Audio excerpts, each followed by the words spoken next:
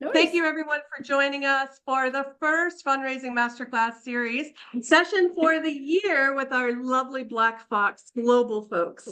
We co-coordinated this with Catalyst 2030, and we are thrilled that they have an entire series that we're going to have for the year.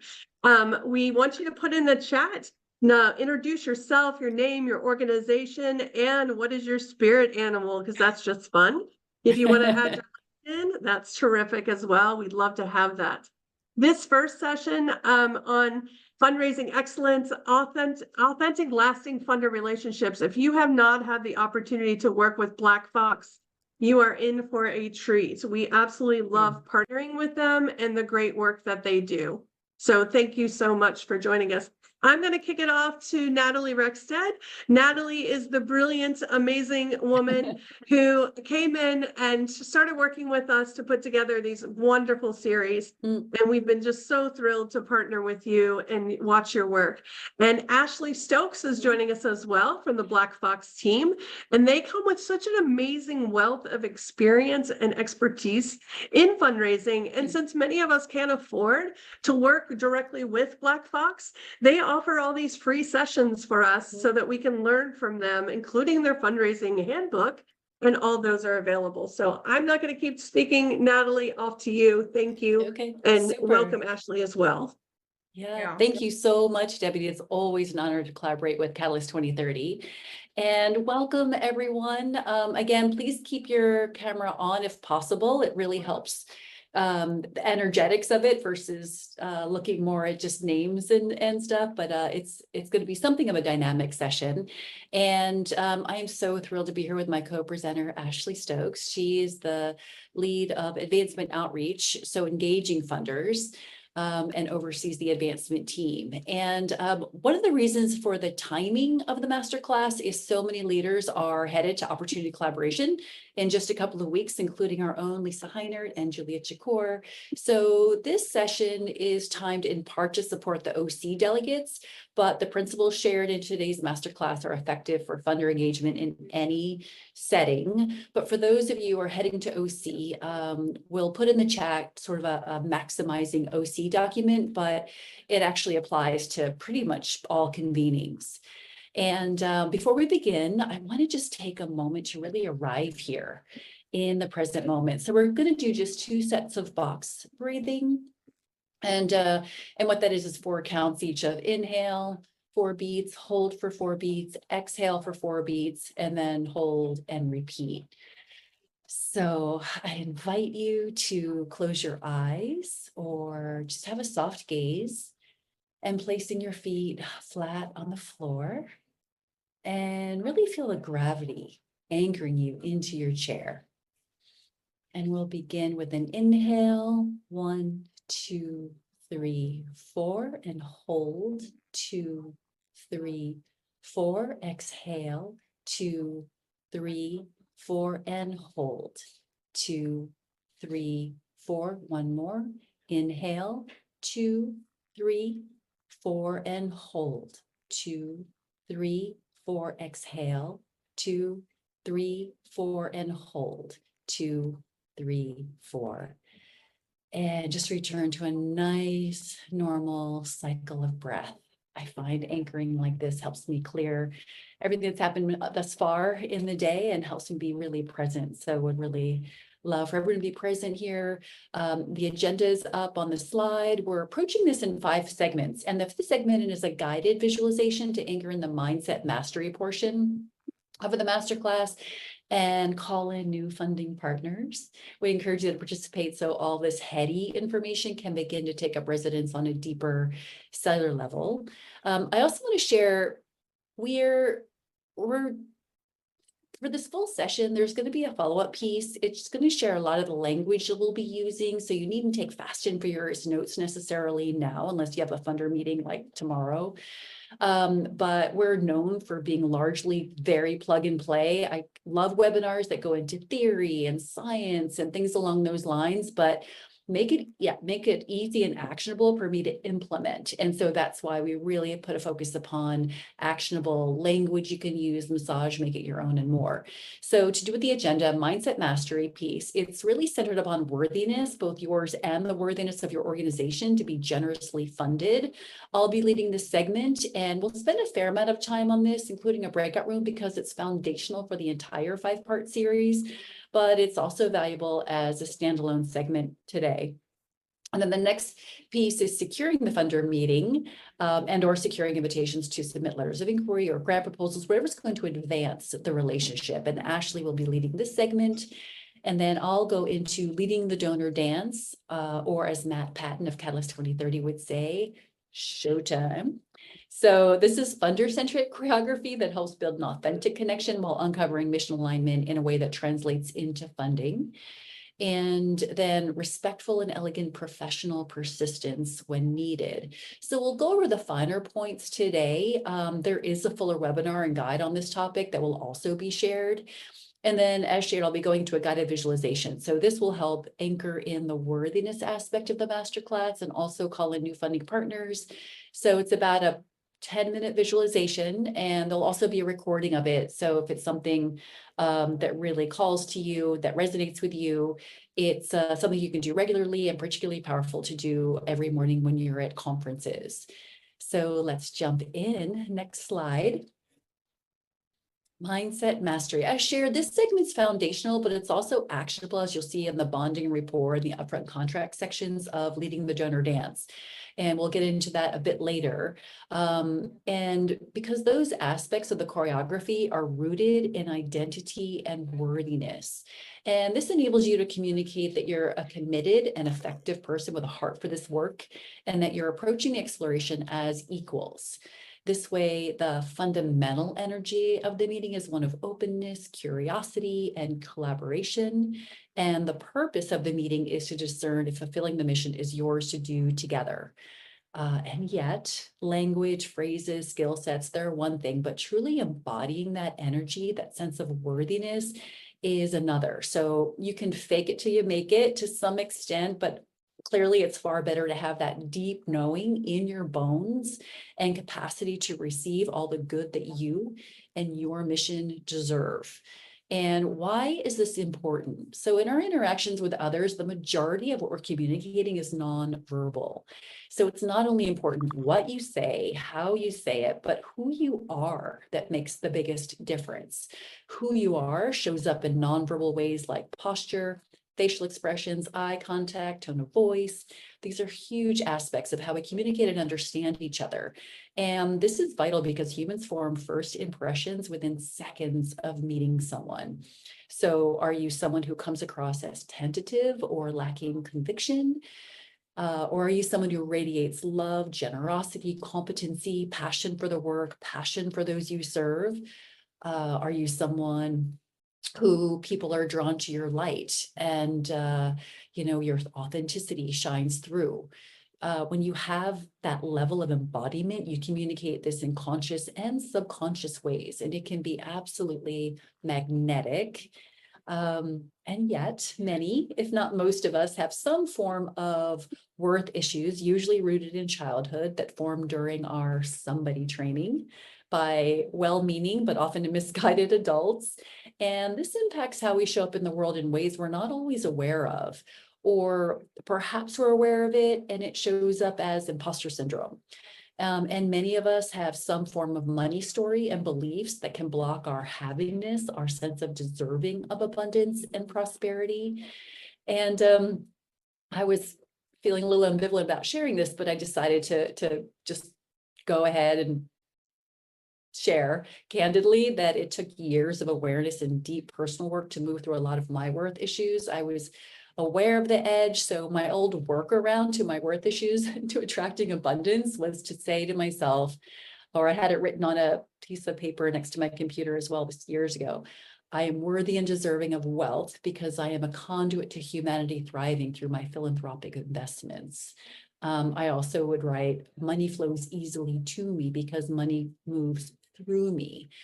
And the more I advanced in my worthiness journey, the more I felt comfortable with money also being for me, for my freedom, my enjoyment, and yes, to share. It's my wiring. It's part of my original blueprint to share my good fortune and contribute, but no longer as just a vessel, as a pass through.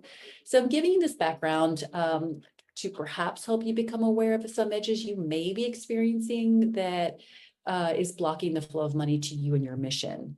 And this is so you can explore and release any false beliefs that may be holding you and your organization back. So next slide. To help create some immediate shifts to do with how you show up, I want to help anchor you into why you and your mission are worthy and deserving of significant funding. So we're going to go into breakout rooms. This will be approximately a total of about 7 minutes. It'll be triad, so you'll be swept into a room with 2 other people, and you'll each have 2 minutes each to answer one of the questions. And by the way, the person with the shortest hair goes first, so you don't have to spend time sorting that out. So choose one of the guiding questions for your 2 minutes. One, why is this work uniquely yours to do? So our deepest passions often spring from our deepest wounds. Is there something in your personal story that would lead you to care so deeply about this mission? Or your commitment could come from a place of gratitude, a call to action rooted in the desire to give back.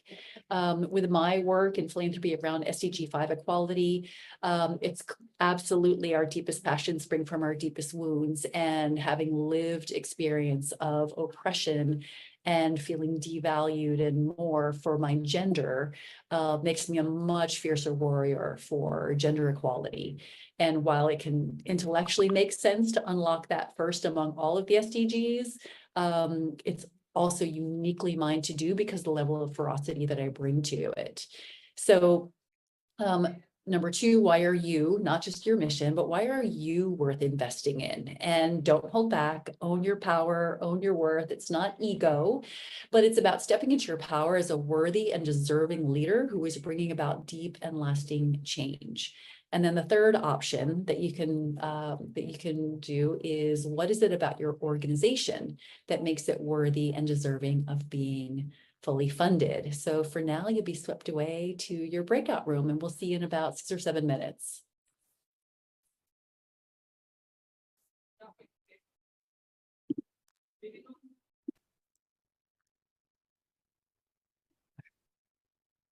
Awesome. Oh, here comes everybody. Super.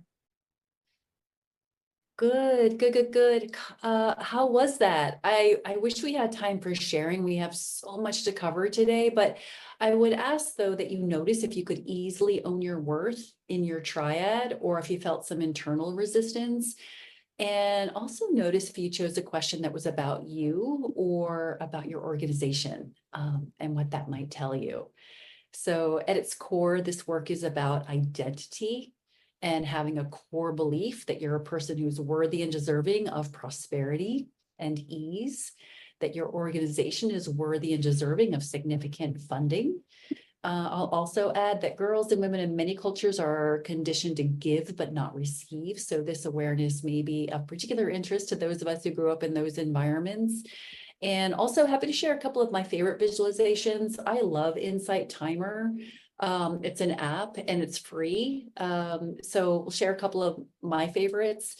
And there are, I'll also share that I still engage in some practices around worthiness and abundance and manifesting, because it's really a continuum.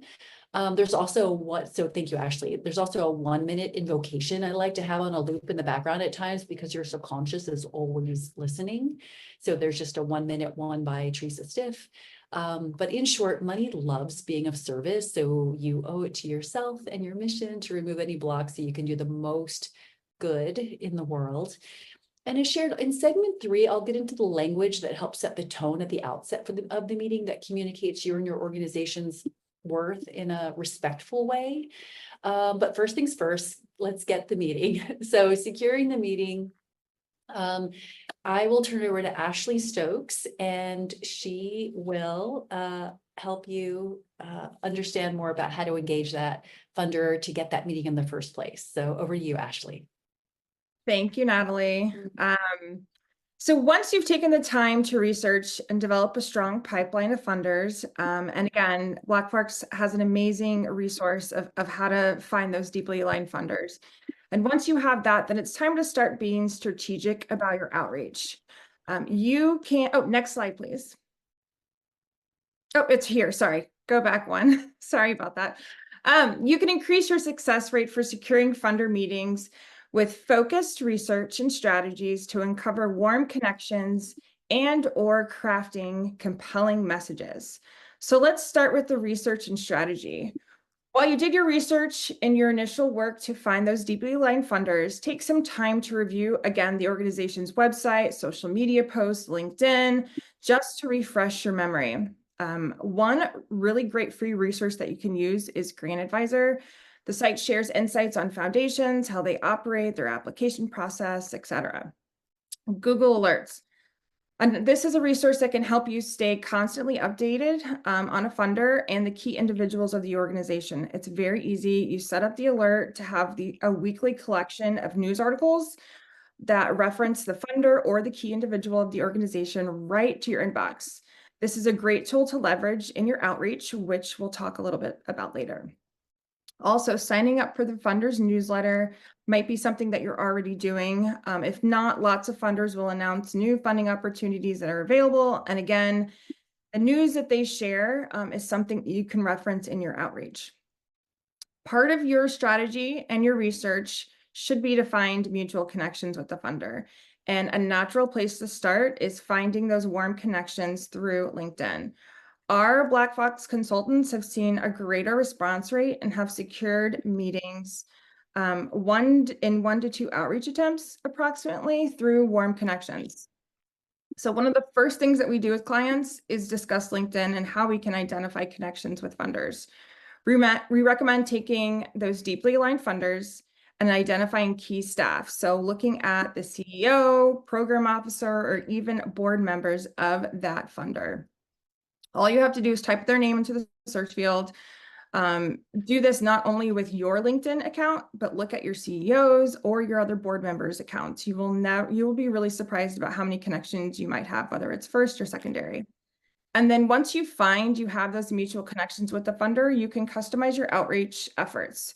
So over the next few minutes, I'll share some examples. And I just want to remind everyone, as Natalie mentioned, we are all about plug and play and the ease of things. So we'll definitely share this language for you so that you can just plug and play for your organization. So first, you can reach out to a mutual connection and ask if you can mention them or in your outreach, or if they can actually do an introduction for you. Another example is, I loved your tweet about this. What really landed for me was your point about this. Our organization has a similar approach, or our organization is also working to address this, and we think about it through this type of lens. We appear to be mission aligned, so I wonder if it's time to explore a collaboration. In solidarity, your name. Another option is to create a LinkedIn tile that has a strong quote of a person with attribution in the tile and tag them in your commentary. The quote can be from an article, again, linking that article, or from a panel discussion. Just find something that truly lands with you and being your authentic self and shining the light upon that quote and saying why that resonated with you. And I'm not sure if most of this group is aware, but LinkedIn actually offers a 75% discount to nonprofits to access their premium service. So with this premium service, this will allow you to identify prospects in advanced search filters and the ability to in-mail funders who you may not be connected to. So if you're not sure what in-mail is, this actually provides you the ability to send a full email, which you can do kind of like an extensive pitch about your organization instead of that 300 character limit that's in place if you send a note with an invitation to connect. So we highly recommend looking at that resource as well. Lastly, the LinkedIn Premium also allows you to track funder activity through LinkedIn. So very similar to Google Alerts, but all wrapped within the LinkedIn platform. Also, don't forget that your professional organizations or mutual higher ed institutions can also be leveraged in your outreach. So take notes of that while you are doing your research. And again, you can mention I am also a graduate of this program, or I'm a member of this organization. Just finding something that will draw the funder's eye to you and be more prone to get a response that way. Another avenue is to create a warm connection through leveraging events and convenings. So consider inviting a potential funder to an event or webinar about your area of expertise. So do this before you actually approach them for your first meeting. The art is then to manage how to build that relationship during the event to be invited to share more about your organization. Also, capitalizing on sector convenings. This is a great way to organically connect with funders. We have seen so much success with this plan that's taking in strategy and having a plan before you go to the convening. Many organizations will share attendees' contact information ahead of the convening. So we suggest starting the outreach at least a month to 6 weeks ahead of the convening. You will hear me say this a lot today. But it's important to block time out on your calendar to do this work. You just got to sit down and do it and send those emails out. You want to reach out to those you want to meet with ahead of the convening, tell them who you are, that you'll be attending the same conference, and perhaps even invite them to a quick coffee. If you're speaking on a topic of interest to the funder at some type of webinar or at that convening, invite the funder to attend. Follow up after the session with a recording or key takeaways you see that relates to their priorities, including takeaways from others on the panel that may be of interest to them, and any resources cited from the field of interest. Again, this is a sign to the sector that you are a citizen and you are a leader in this organization or in this space.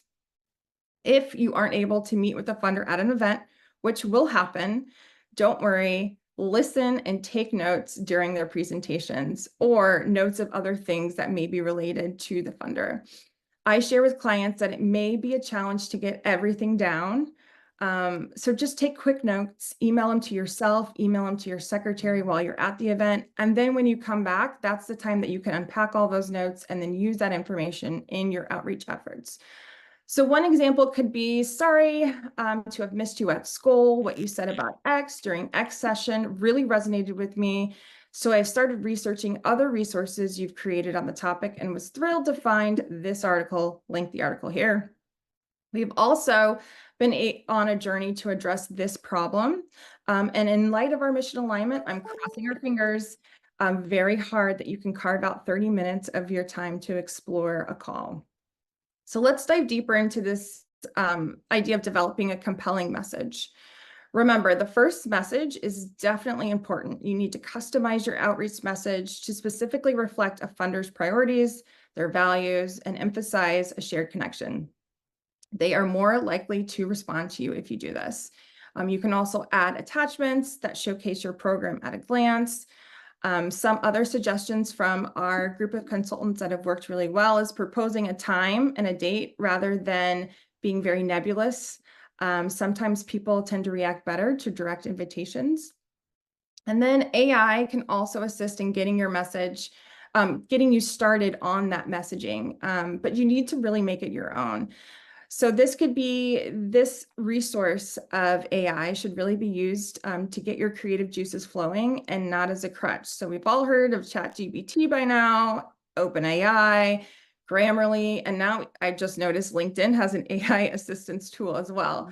I was looking up a little bit more about AI, and the Chronicle of Philanthropy hosted a webinar last year, and they shared that only 30% of nonprofits are using AI. So I encourage all of us to lean into these resources, but ensure that you're not just doing a copy and paste, but you need to thoroughly review it. You need to add personal touches, and you need to check in for the tone and the voice of the message to make sure that it aligns with your organization. But I will tell you that I use this every single day in my job. And I highly encourage others to do it because it can be very challenging to just sit down and write email after email after email. At least it'll give you a base, and then you can customize that way. So with that, I'm going to send it over to Natalie, who's going to share a little bit more about leading the donor dance and the steps to take after you secure that meeting. Super. Thank you, Ashley. And, there's a step that's not in the written guide that I wrote called Leading the Donor Dance that I'd like to introduce here. And that is how to prepare yourself in advance for the actual meeting. Meaning not just the preparation of the choreography and the questions and more, but just grounding yourself.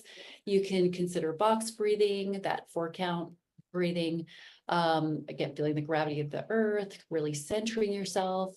You can also say a silent prayer that occurs in the meeting is for the highest good of all, that if this is yours to do together, you find a path of ease for moving forward in the work. I used the excuse I lived in Boulder, Colorado for many years for some of this energetic stuff, but I was actually this way long before. But basically, you could even send higher frequency energies such as love, abundance, cooperation ahead into the meeting. So the meeting is infused with these energies. I mean, everything is energy. And the imagination is an incredibly powerful tool, and intention setting rooted in love can make a big difference. If this is not your jam, that's absolutely fine. Black Box Global was founded upon the spiritual principles of love and service, and it's intentionally infused with the energies of excellence, ease, and abundance. But for those new to these energetic principles, it can feel strange at first. So Ashley put in the chat the actual guide of leading the donor dance, but we'll jump in, and you can follow along to some extent, but basically I'll give some high level just insights and guide. But again, the piece itself is very plug and play. So in the rapport and connection piece, the one of the blogs that we wrote called Crafting Your Why can be really helpful. I'll touch upon it here, because basically, you know, organizations all have an overarching engagement pitch, but it's really vital to develop a narrative around why this work is yours to do. So this assists in building rapport and the conviction that you personally align with your mission and are dedicated to solving the issue. Leading with your heart and authenticity also serves as an invitation for others to share their why. Keep in mind, funders have a hero's journey too, including those perceived as gatekeepers. There is a reason they're working on this issue in particular, or in the impact space in general. So what led them to care deeply enough to dedicate themselves to a vision for a better world? Some language to consider is, I can't help but be curious. Is there something in your personal journey that inspires you to care deeply about equality, clean water, education, whatever the case may be, ideally dovetailing with your own mission. But we encourage you to seek to connect on that level. And then really all interactions going forward will be richer for it, because you'll uncover the why, the human aspect behind why this work is theirs to do. And the upfront contract, this is to do with the first few minutes of a meeting, and it really sets the tone. So I'm tying back here our earlier conversation about worth and the mindset of showing up as equals in the meeting. So some language to consider is, what is it about our organization that inspired you to invest this time together in exploring mission alignment? So they're then going to share kind of why they care about being in the meeting, what it was that inspired them to say yes. Also, we've set aside an hour. What are some of the things you hope to learn to feel confident this was a great use of our time together? And the key word here is our time. You value your time as well as are equally investing in this exploration. And so again, there's the energetics of it and the embodiment, but then the language you use also really helps set the tone. I didn't plan to tell this story. I've told it before. But I'll go ahead and do it. So this gives you an example. So I was in a training session many, many years ago, and I was just auditing because I was doing a training later in that afternoon. And the way it was set up was all these incredible NGO leaders were in role play. So one leader was playing the funder, the other leader was playing the person asking for money. And the person playing the funder was guided to act like arms crossed, brick wall, impenetrable. And then the NGO leader asking for money just ended up tap dancing faster and faster and speaking faster and, you know, trying to get in the left and trying to get in the left. And it was just like poker face, stone face. And I was horrified, because that was when I outed myself as a funder. It was the first time, and Black Fox had existed for a few years by then. And because what was happening was setting the tone where the NGO leader is going in with the expectation that they are going to be meeting with a brick wall, that it's going to be really hard. And so they're coming in maybe contracted or with some fear, some scarcity thinking. And also this dynamic of the funders up here and the leaders, the NGO leaders down here. And the reason I added myself as a funder at that time was because there was no one in my communities that would want any part of that dynamic. And if you're coming to me kind of with this mindset and this energy and this, I'm up here because I hold perceived power, then you're creating a dynamic that none of us really want anything to do with. I'm not saying there aren't like ego trip gatekeepers or things along those lines. That does exist, but overall, you have so much control over the energetics of the meeting, far more than you may realize. And again, the funders, especially the original funding behind maybe a foundation or individuals, we just really don't want to participate in a dynamic like that. So I just want to set you guys free and know that, you know, owning your worth, embodying that worth, and coming in with a mindset of being equals. And is this yours to do together? You share the same North Star, and is a collaboration in the cards. Are you deeply aligned? And that's the exploration, but holding your sovereignty and your worth, and setting that tone in the beginning, and then having the meeting unfold. And part of that choreography too that helps keep you in your sovereignty is around that discovery step, that like seek to understand before seeking to be understood, which is a Franklin Covey quote, and amazing. And so this is choreography that can be magic because you're truly exploring how the funder thinks about and makes decisions around investing in an organization, what their priorities, what it looks like to be a strong partner candidate. It's about discerning authentic connection and mission alignment. And there's a large body of work on the science of connection. And I like how Mallory Erickson shares why it's so important when engaging funders. So Mallory is a stellar leader, fundraiser, newly minted author. And she dives into the science behind our approach. So actually, I'll ask Ashley to put Mallory's website into the chat. She's an amazing, amazing fundraiser to follow. But for our limited time and purposes, we'll focus more upon an actionable and plug and play language to achieve the depth of connection humans as a species need to thrive. And so you can select questions from the guide to help craft your own choreography and create other questions based upon the homework you've done regarding the funder. What you're looking to uncover is why they care about the mission, what inspires significant investments, not just go away money, but true partnership.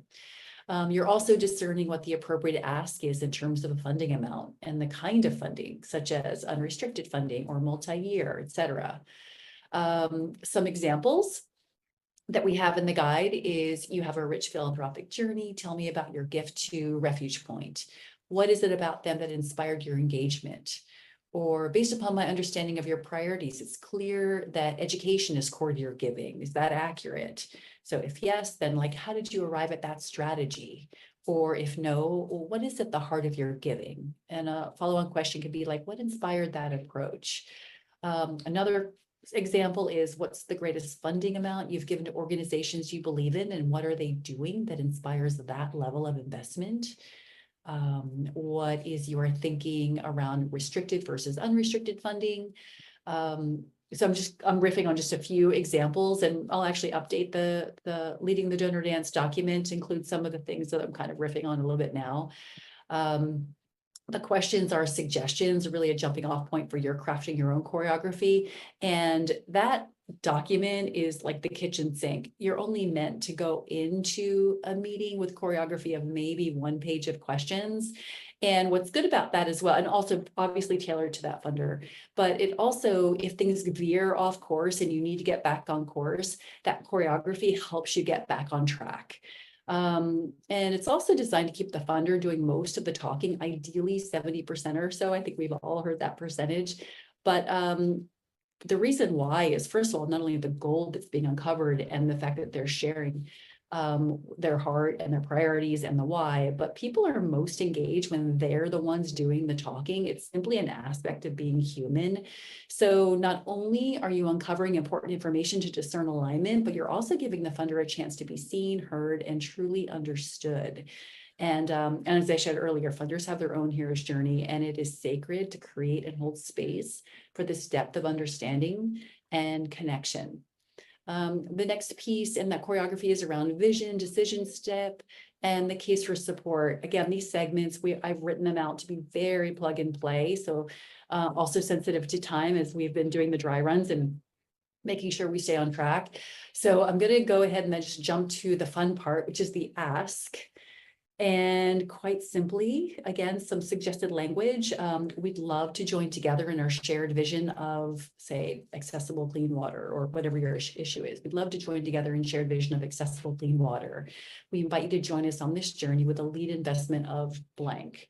So ideally make a specific funding amount based upon all you've uncovered, or if you're not confident in a specific amount based upon how the conversation's unfolded, an alternative is you've shared your heart and vision beautifully, and it's clear that solving this is something you care deeply about.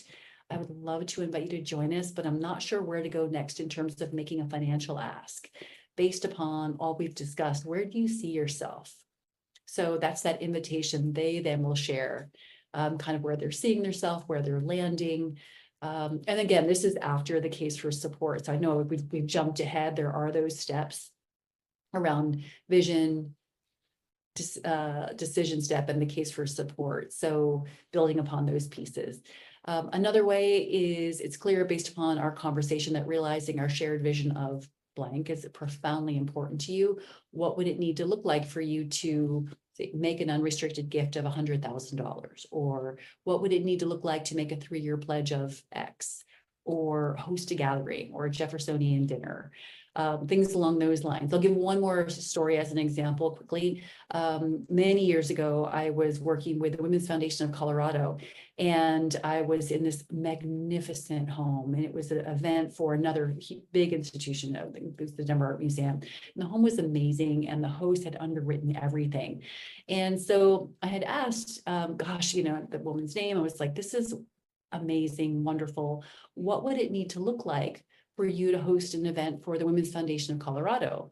And her response was, it would have to be a gratitude gathering or some form of gathering. Absolutely no money can be asked for in this home. That's not what we built it for, and so on. And I was like, great, noted, thank you. And then literally the very next week, I was in another spectacular home, a big, beautiful event for some organization. And I asked that host, wow, this is incredible. How gorgeous. What would it need to look like for you to host an event for the Women's Foundation of Colorado? Well, it would have to be a fundraiser. It would have to be a minimum of $100,000 per, and on and on. So I didn't box myself in saying to the one person like, hey, would you host a fundraiser? Which would have been just a hard no. And I didn't ask the other person, hey, would you do a gratitude gathering for us? It would have been a hard no. They had very clear boundaries around what it needed to look like for them to invest their home, their underwriting, the catering, and so on and so forth. So I created this language just to help you kind of keep that openness, that spaciousness to discover how the funder thinks about investing. And making the ask is about your mission, not you. So if you struggle with making an ask, you're perhaps making it about you. And with all due respect, it's not about you, it's about the mission. So if this is an edge for you, I encourage you to get out of your own way and focus upon your North Star.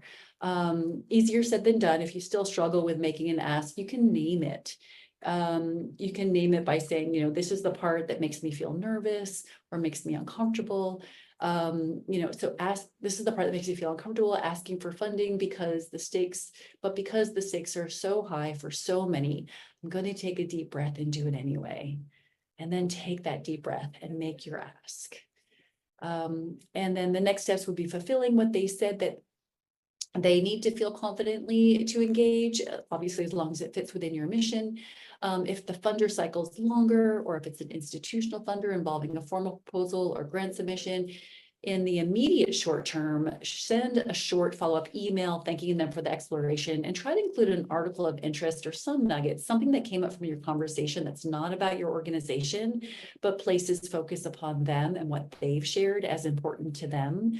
You can also record a voice memo and email it. So not a voicemail, but a voice memo, and then email it. So this is high touch. It's expressing gratitude. You have warmth infused in your voice for spending time with a kindred who cares as deeply as you do about the vision.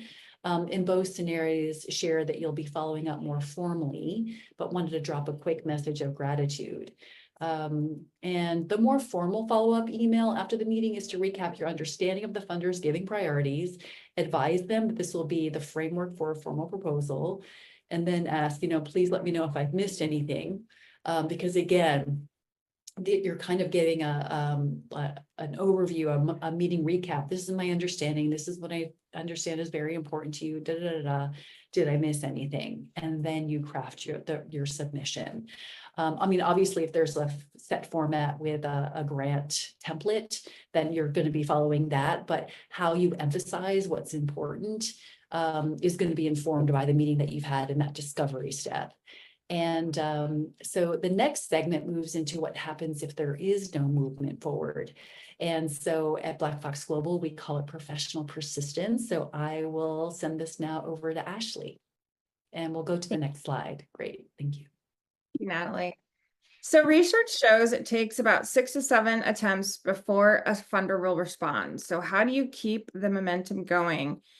How do you create a sense of urgency and stay top of mind to those funders? At Black Fox Global, we recently held a masterclass entitled Building Authentic Funder Relationships. And again, we'll share all this information where our team went into detail about professional persistence. So today I'm going to provide some highlights on that, and then also ways for us to maintain that momentum.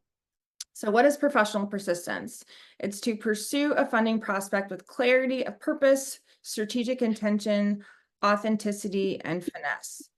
So let's say you had a great first meeting with the funder. You left excited, but now they've been a little bit unresponsive. So what do you do? What do you do next? Do you decide to adopt this kind of low effort maintenance outreach strategy? Do you ramp up your outreach, or do you decide to just pivot altogether and focus on another funder? Well, in all honesty, there's no universal answer. It's all dependent on your own organizational's funding priorities, the timing that you have, the staffing that you have, and if it really makes sense to continue to pursue this opportunity. Often a donor's response is not the fact that they're unwilling to respond. They also have competing priorities, an overflowing email box, as we all do, and personal lives to balance with their professional lives. So please give it space. And I like to say, give these folks some grace as well for the timing to align and ensure that you are maintaining that momentum. You are doing so in a way that honors both your bandwidth and the funder as a human who is also balancing other priorities and their daily schedule. Next slide, please. So when we're approaching professional persistence, we want to think about a couple of things. I love that Natalie kind of shares this idea of being elegant, being polite, and being confidently true to yourself. I'd like to share some tips from our team of experts on how to accomplish these goals. Block out time in your calendars. I know it sounds easy, but we all have had days where we plan to do outreach and then inevitably something comes up and we get distracted. So be mindful of this. Block out time on your calendars. We talk with clients all the time about this. Take a 1-hour block of time, 1 to 2 days a week. Set reminders for yourself, whether it's through your email server or your CRM system. We use Trello a lot to ping ourselves to remind us to follow up in 2 weeks or so. If we haven't heard back from a funder. I personally like to use Tuesdays as my day for outreach. And why, you may ask? Well, I feel like most people are pretty busy on Mondays, and then your meetings tend to fill up the later part of your week. So Tuesdays has been kind of like Tuesday morning has been my little sweet spot to be able to send messages. And in my mind, it's a time that funders might actually look at it and respond. So do whatever you find that works best for you in this process, but that's just something that I tend to work on. Be creative. in your approach in order to set yourself apart. So what can you do? You can mix up your method. You can use text message, snail mail, social media, LinkedIn messages, WhatsApp even, but always be mindful if the funder shares how they prefer communication. And then sometimes the old-fashioned method of picking up the phone actually works. I'll share a quick story. I reached out to a small family foundation, and it turns out the contact number provided was a funder's assistant's cell phone number. And she only picked up the phone because she recognized my area code 317 as coming from Indianapolis, Indiana. After a quick introduction of who I was and why I was calling, she shared, I only picked up the phone because I thought you were somebody from my hometown that I knew, that I didn't save the number. So we chatted briefly about the area. She asked me where I went to high school. We had a couple laughs. And then she shared the best way to connect would be to send a LOI to her attention. So sometimes the easiest thing could just be picking up the phone and being yourself. Also, having multiple people reach out can be a game changer. If a funder hears from your team 2 to 3 times, then someone on their board mentions your work, and then another funder or a grantee shares that they heard about you at a recent seminar, this can really start to raise your visibility as an organization with that funder and make them want to learn more. Also, bring humor and personality into your work. Create your own rhythm that works for you. It's important to be authentic and show who you are and your why, as Natalie discussed earlier. We are building connections here, and that starts with your story. So you can maintain this momentum by developing a plan for outreach. We recommend following up outreach on a 2-week cycle, sending an email, a phone call, a LinkedIn message, and then adjusting to every 2 to 3 months. I will also ask funders, if this isn't the right time, please let me know when might be a good time.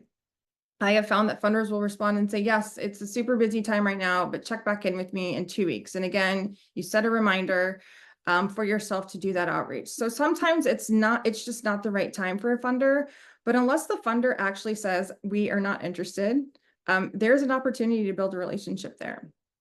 So even if you received a no from an LOI or grant or a grant proposal from a funder, the opportunity is still present for you to build that relationship and do this idea of professional persistence. Remember that getting a no is not always a no in perpetuity. There are often 5 reasons why a foundation or a donor may say no from an LOI or grant proposal. And that's because it might not be the right amount. It might not be the right way. It might not be the right time of year. You might have not sent it to the right person, or it might not be for the right program, purpose, or social mission. So simply changing your focus can help you overcome those reasons that the prospect declined your support. And learning from these will help you later get to that yes. You will need to use, again, professional persistence to do follow-up to learn why your organization was declined. It's important to learn if the reason the funder declined support was due to something that could be shifted in future requests, or if your fundraising staff should just not waste any more time and pursue other funders. So lastly, it's essential to document all of your outreach. Again, set reminders and follow through with your outreach. I can't say that enough.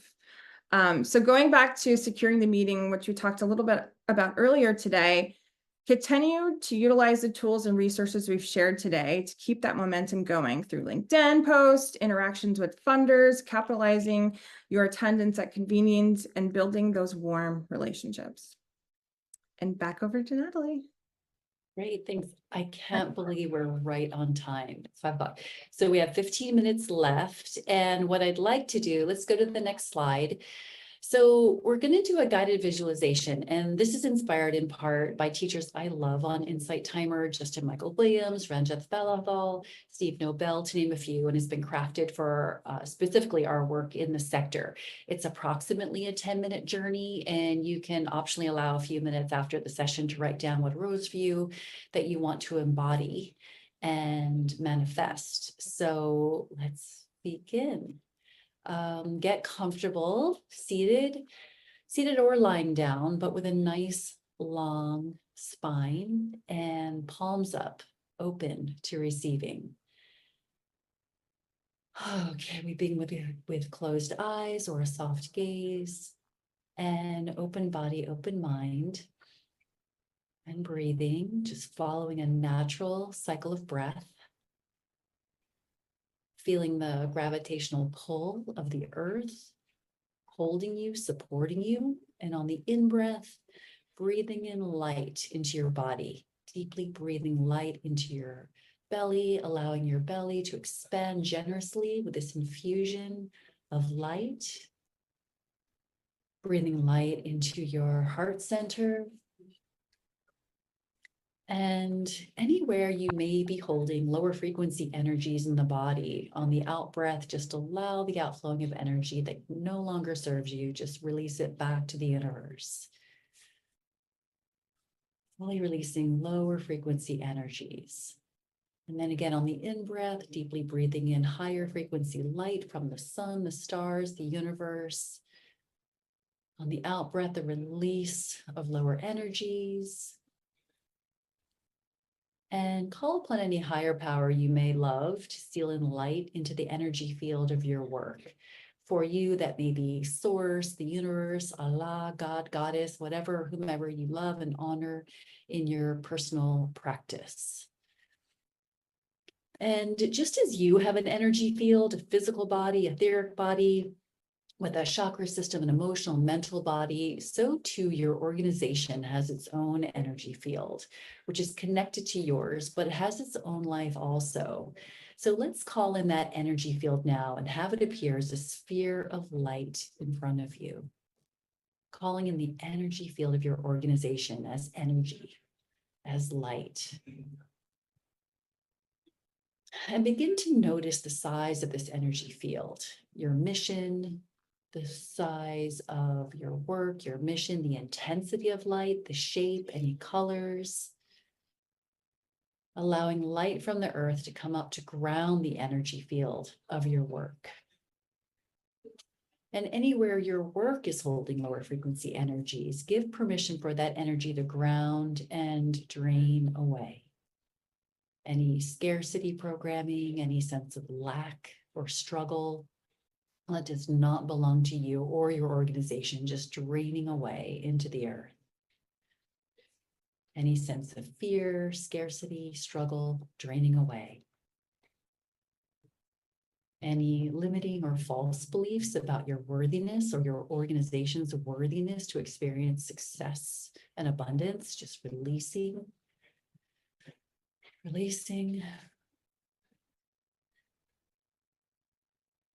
And as you do this, the energy of your work or organization may become brighter and lighter, perhaps more colorful. So just breathing, allowing, observing. And as this is happening, let's invite in new energies into the field of your work, bringing more light, more color, more energy, more vitality to the energy field of your work. Qualities such as abundance, inviting in the energy of abundance, the energy of worthiness, intensifying the energy of abundance, of success. And weave these energies in and around the energy field of your work and allowing these energies to increase the power and light of your work. Increasing the power and light of your mission, opening up to more possibility, more flow, and greater abundance. And manifestation does not work if you come from a place of lack. So let's invite in the energy of your highest and best current or former partnerships, those successes you've already experienced or are experiencing now. Think about the qualities of those relationships: delight, abundance, ease, success, feeling into the qualities of those alliances. And amplify the energy of those qualities that already exist in your energy field of your work. Feel the gratitude for these relationships, for the richness they've brought into your experience and into your work. Think of a specific funder relationship or interaction that was beautiful and mission affirming.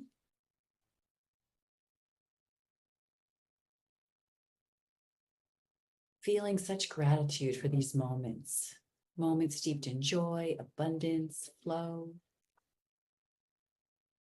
And just one more wonderful memory to do with funding or some other form of success, something that affirms your mission is worthy and deserving of being realized, worthy and deserving of being fully funded. So feeling this profound gratitude, feeling it in your body, feeling it in your cycle of breath, and going deeper into the energy state of gratitude, anchoring it into your body, anchoring it into your heart. And while in this state, let's invite in all new mission-aligned situations and relationships in the future. So calling in new funders, new partners, while feeling even deeper into this profound gratitude. Invite them into the energy field of your work, sending waves of light out into the future, allowing more and more people to notice you energetically. And feeling all these beings connecting with the energy field of your work. And increasing the strength of your work's energy, increasing what the organization can hold, so you can handle more partners, more funding, more success. And moving further into the future, perhaps for your boldest goals, go a year or more into the future, and what you've envisioned has come to pass. It lives in your reality. Joyful new alliances, new partnerships that represent significant funding for your vital mission. Feeling into the joy, the exuberance, smiling as you realize your vision is being realized. Smile spreading across your face, fully reaching the eyes. Feeling the excitement, the celebration, the gratitude that this vision has been realized, which creates more ease and flow in your life and your organization's life. More ease in serving your communities, more abundance for realizing your goals. Just feeling it in your body, anchoring it into your heart. The heart is the most powerful source of electromagnetic energy in the human body. The heart is magnetic. So imagining your heart's magnetic field expanding out to your funder prospects in your pipeline, and funders who have yet to connect with you, but who are becoming drawn to you and your work. We are all connected. We're all connected. And breathe, breathe an opening. And let's thank all beings involved in this meditation, anyone you've called in, your higher self, whomever you honor in your religion or your spiritual practice. And thanking and blessing your partners, your colleagues, thanking and blessing the partners coming in to work with you, to collaborate with you in meaningful ways. And allow the energy to continue working in your field for hours, perhaps days after this meditation, attracting to you all that you and your mission need to achieve its highest potential. And say to yourself silently or out loud, I am ready. I am worthy. I am powerful. I deserve this success. I am ready. I am worthy. I am powerful. I deserve this success. You deserve this success. And coming back to your body with your breath. And coming back, eyes fluttering open, moving your fingers, your toes, maybe stretching, and taking a deep cleansing breath all the way down deep into your belly. And exhale with an audible sigh. Wow. Oh, thank you for joining me on this journey. How did that feel? I often feel a vibration in my body, like a hum for a while on some days after calling in so much light. I invite you, if you feel comfortable, just putting in the chat how that was for you. Could you see or feel the success? see or feel future partners and more. My prayer for you is, may you give yourself permission to step fully into your power and worthiness. May you connect deeply with those who are to walk this journey with you toward greater and greater impact and contribution. And thank you for wanting to become an even more fully realized servant leader. So namaste. That ends Ashley's and my portion of the masterclass. We are so grateful for your joining in, for your participation. And with that, we'll go to the next slide and hand it back over to Catalyst 2030. Yes, you'll get this slide deck as well, with all the resources, links, and more. So look for that. There, as I said, there will be a written companion to this masterclass. And with a lot of the language we spoke out, refined language from the Leading the Donor Dance document. But this is just to give you a little sneak preview of some of the links that are coming, there will be coming your way and that have already been shared in the chat. And I believe now there's going to be a poll. Super. Yeah, we would love to hear your opinion. We're big believers in Kaizen, big believers in always improving. So really appreciate your candor and helping us improve. And it is always an honor to teach. And thank you for allowing us to contribute to your success and contribute to the success of the sector. And of course, to our beloved partner, Catalyst 2030.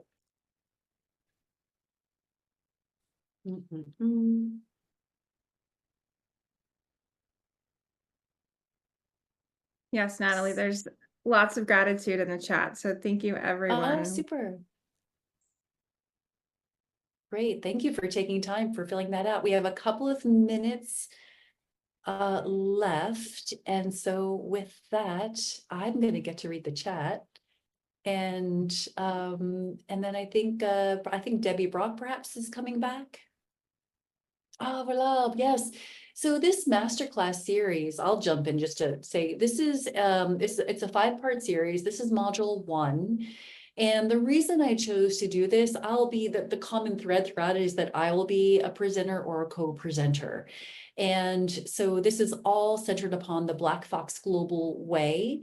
And even within our teams, we have researchers who may be interested in going into advancement outreach and more. So these are trainings that we really do internally as we continuously improve within Black Fox Global and our incredible, incredible team.